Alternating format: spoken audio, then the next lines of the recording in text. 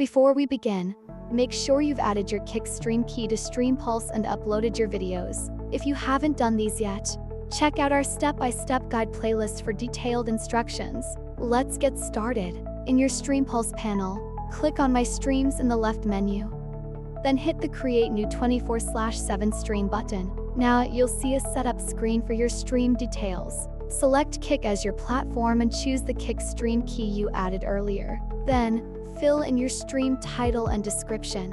In the playlist section, you can create a selection from your uploaded videos, or choose all of them.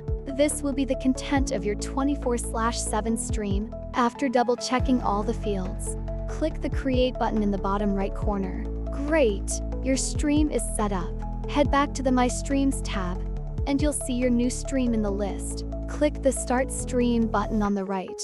A pop-up will appear where you can choose the start date and time for your stream. Once you've set this, click Start Stream, and that's it. Now all you have to do is wait for your scheduled start time.